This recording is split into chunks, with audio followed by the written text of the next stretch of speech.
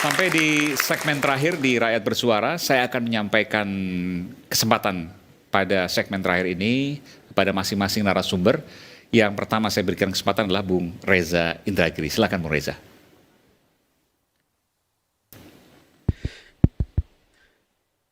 Saya hanya, ini ya Mas Aiman. Sebelahnya mungkin, pakai mikrofon sebelah, oke. Ya, silakan.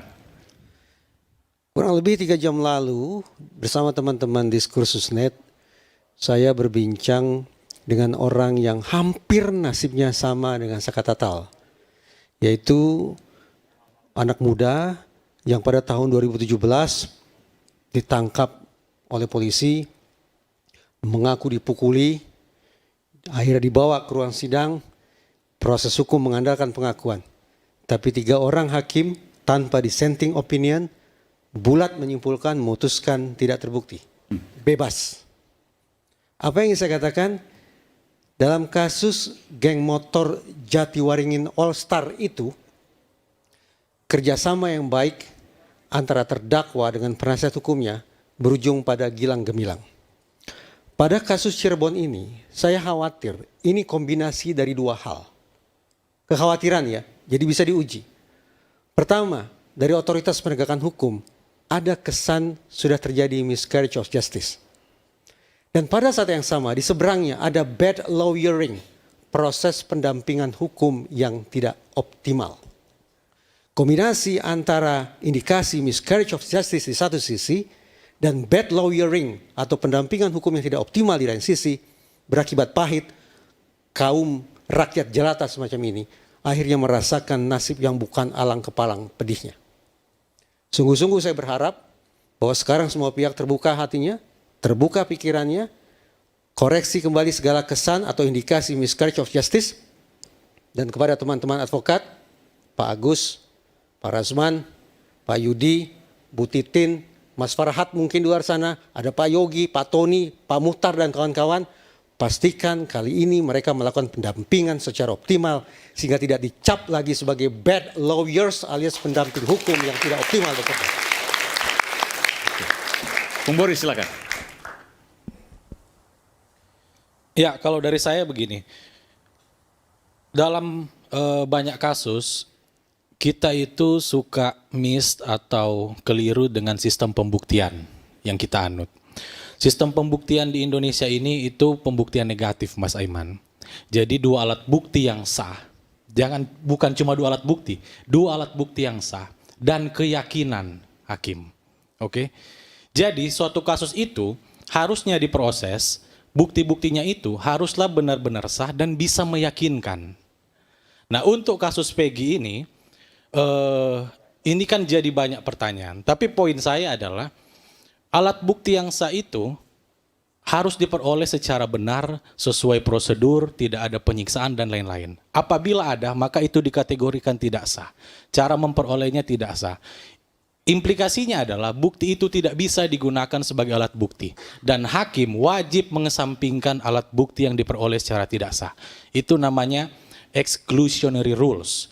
Dan dalam putusan MK itu juga sudah pernah diputus MK, putusan nomor 20 tahun 2016. Itu ada ketentuan itu. Nah, yang selanjutnya adalah meyakinkan. Nah, kasus ini harus benar meyakinkan. Dalam asasnya itu disebut in dubio pro reo. Ya, apabila ada keraguan sedikit pun hakim wajib membebaskan. Tidak boleh ada keraguan-raguan. Nah, ukuran suatu kasus itu benar-benar meyakinkan atau dalam teori disebut beyond reasonable doubt. Simpelnya dalam suatu kasus nggak boleh ada celah sedikit pun, harus perfect keyakinan itu. Kalau ada satu aja ukurannya nih ya, kalau ada satu aja pertanyaan yang mengganjal di hati atau pikiran kita akan suatu kasus, atau ada pertanyaan kayaknya bisa jadi ini deh, mungkin begini nih, mungkin begini, itu artinya kita belum yakin akan kasus itu. Satu aja pertanyaan mengganjal itu artinya kasus ini belum yakin. Nah, memang tugas penyidik di sini berat. Oke. Dia harus bisa mencari bukti yang sah dan harus bisa meyakinkan itu. Baik. Menjawab seluruh pertanyaan-pertanyaan yang ada di publik yang berbau janggal itu harus bisa dijawab. Oke, baik. Nah, Makasih. jadi sedikit lagi kita kasih waktu Singkat saja. penyidik untuk bekerja. Apabila memang penyidik memperoleh 2 alat bukti yang sah dan dia cukup yakin akan itu, ajukan ini ke pengadilan. Oke, Tapi baik. apabila tidak, maka hentikan. Baik, terima Karena kasih. masih memungkinkan untuk kasus ini di SP3. Terima kasih. Oke, pesan yang kuat, baik. Terima kasih. Silakan, Pak. Terima kasih, Bung Aiman. Ketika seseorang tadi dipertanyakan surat kuasanya, perlu diketahui yang namanya surat kuasa itu ada kalimat baik secara sendiri-sendiri maupun bersama-sama. Iya, iya. Jadi ketika satu tim tentu ada yang bergerak mengumpulkan data, ada yang macam-macam. Jadi bisa bergerak masing-masing tapi tujuannya sama. Satu. Kedua, ketika seseorang pengacara bilang mau PK, mau pra-peradilan, mau apa, untuk saya pribadi itu urusan mereka. Mau dipercepat walaupun janjinya seminggu, akhirnya jadi sebulan, jadinya 3 hari, itu kan mereka. Karena mereka kan punya strategi, punya perhitungan, Pak. Itu bukan urusan kita. Terus ketika cerita tentang penyalahgunaan jabatan ataupun apalah pelanggaran hukum, saya itu mungkin termasuk yang pertama kali tahun 1994 sudah memperadilankan Kapolwil Cirebon. Dan itu berhasil. Justru pada saat sulit-sulitnya, orang lain tidak berani pra-peradilan, kami udah pra-peradilan dan berhasil. Itu masih masa Orde Baru waktu itu ya? Masa Orde Baru tahun 94, Kapolwilnya saat itu adalah almarhum AT. Kemudian penutup saya kira diskusi sekarang yang tadi kata Pak Rasman demi penegakan hukum negara dan sebagainya yang heroik, tapi bagi saya penutupnya adalah sesuai dengan yang disampaikan oleh Pak Reza dan sebagainya, yang terbaik adalah lakukan eksaminasi publik untuk kasus ini. Itu aja, terima kasih. Assalamualaikum. Baik, terima kasih. Saya berikan kesempatan kepada Pak Yudi. Silakan, Pak Yudi Lamsah. Ya, terima kasih. Saya sangat berharap kepada masyarakat juga karena Liga Akbar ini pertama kalinya muncul di media. Karena emang kemarin Ini belum pernah ya selama... belum pernah. Baik, terima kasih Pak. Ya, banyak Pertama media kali rakyat yang bersuara ini. meminta, banyak media yang meminta untuk tampil, akan tetapi yang bersangkutan belum bersedia karena emang beban batin dan mentalnya sangat besar. Ya.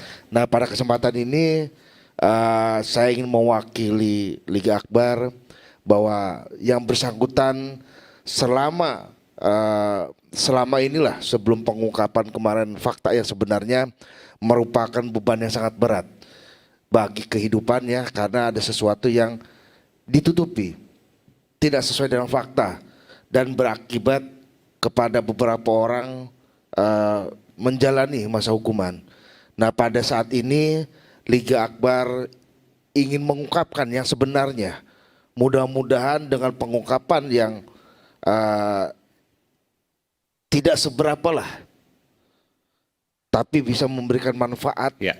untuk penegakan hukum, kepastian hukum yang terlibat dalam perkara Vina Cirebon ini. Mudah-mudahan untuk Liga sendiri bisa menjalani hidup ke depannya tanpa adanya tekanan, ancaman ataupun cibiran dari masyarakat, biar kehidupannya kembali normal seperti Baik. masyarakat yang lainnya. Baik. Terima kasih. Terima kasih. Silakan Liga. Apa yang mau disampaikan terakhir? Ada yang mau disampaikan terakhir? Satu kalimat saja misalnya. Cukup. Tapi Liga sekarang sudah lebih lega mengungkapkan ini pertama kali di media ini. Ya, lebih lega. Lebih lega. Dan Liga yakin, saya tanyakan terakhir kali sebelum saya tutup acara ini. Liga yakin apa yang Liga sampaikan hari ini adalah sebuah kebenaran. Yakin sebuah kebenaran. Bahkan Liga berani bersumpah demi nama Tuhan untuk itu. Saya berani bersumpah.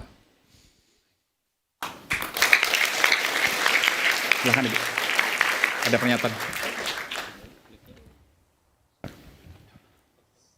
Saya kan udah kasih tahu, ini udah lowbat lagi nih, Ya. ada daun lagi nih. Oke. Jadi intinya adalah kami dari pihak keluarga memohon tolong seadil-adilnya, seterang-terangnya, terbukalah. Saka sudah berusaha semampunya dia. Sampai sekarang jauh lagi, ditolong. Jangan ada yang ditutupi lagi. Itu saja, terima kasih. Baik. Saka terakhir. Cukup. Tapi Saka juga sudah lebih lega sekarang ya. Lebih lega sekarang. Dan Saka akan tetap terus mengatakan kebenaran.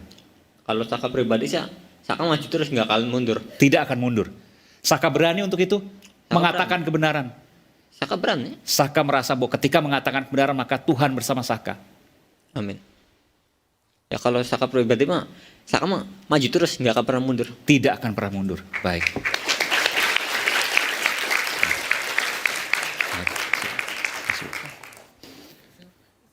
Ya. Baik, terima kasih. Terakhir, Bung Rasman, silakan. Baik, terima kasih. Karena ini closing statement, tentu saya harus tutup dengan kesimpulan yang baik. Dan supaya tidak menjadi fitnah. Izinkan saya sedikit, Bung Aiman, karena diberitahu bahwa saya seolah-olah merekayasa laporan dan lain-lain terhadap Saudara Liba Akbar. Ini ada Tribun News, Viral News, 6 jam yang lalu. Mohon saya diperkenankan, saya buka dikit aja. Terpidana kasus tersebut yakni Saka Tatal. Ketiga saksi masing-masing adalah Liga Akbar, Aep, dan saksi Dede. Hal itu disampaikan oleh kuasa hukum Saka Tatal, Farhad Abbas, pada Senin 10 Juni. Oke, selesai. Jadi saya tidak perlu berdebat urusan ini. Terjawab ya. Baik, yang kedua. Ini bahwa Bung ada, Aiman. Pengacara Saka Tatal mempolisikan Ya. tiga orang. Saka Tatal polisikan saksi. 3 saksi kasus Vina Cirebon. Oke, baik. Ya, clear ya. Yang kedua, Bung Aiman, saya ini jujur prihatin dengan kasus ini. Dan tidak ada sedikit pun dalam hati saya, seolah-olah saya mau mencari perhatian ini dan lain, tidak. Tapi saya tahu ini, bahwa ada upaya-upaya supaya ini terblow up terus, sementara kita tidak jelas titik terangnya. Ini kan ada kapal, terus ada gelombang, kita butuh kompas, butuh nakoda yang jago, agar ini sampai ke sana. Karena rakyat sekarang traumatik dengan kasus Sambo. Tetapi, apakah ini seperti kasus Sambo? Menurut penelusuran saya dan tim, sepertinya tidak seperti itu.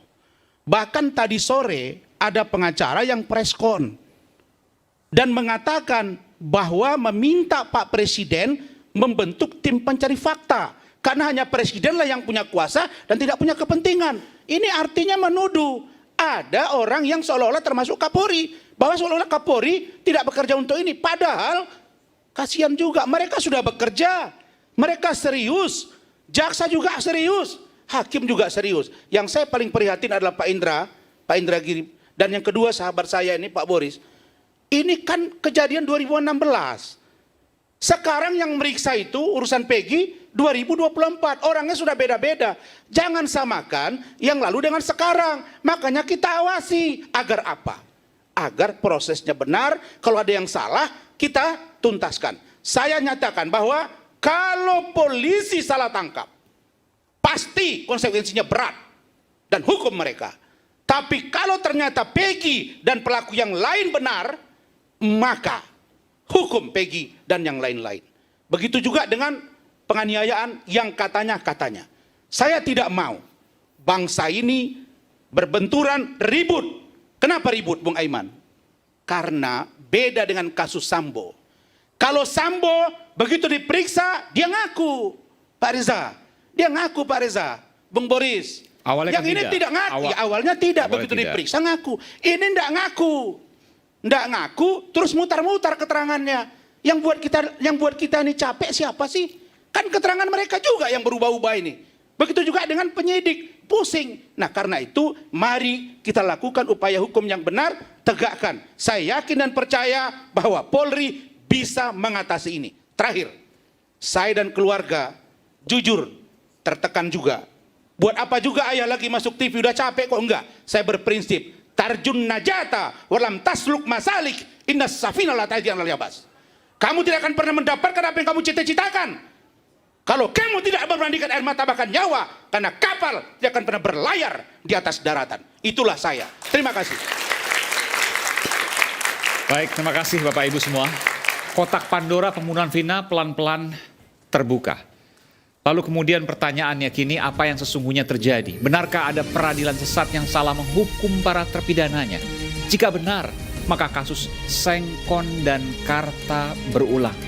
Keduanya adalah dari Bekasi, petani miskin yang dihukum bui. Jangan lagi ada kasus serupa terulang. Dan kini polisi terus bekerja, para pengacara siaga membela. Bersama publik menanti cerita nyata yang gamblang terbuka untuk membuktikan sebuah nilai kebenaran. Saya Aiman Wicaksono, sampai jumpa di Rakyat Bersuara berikutnya. Salam.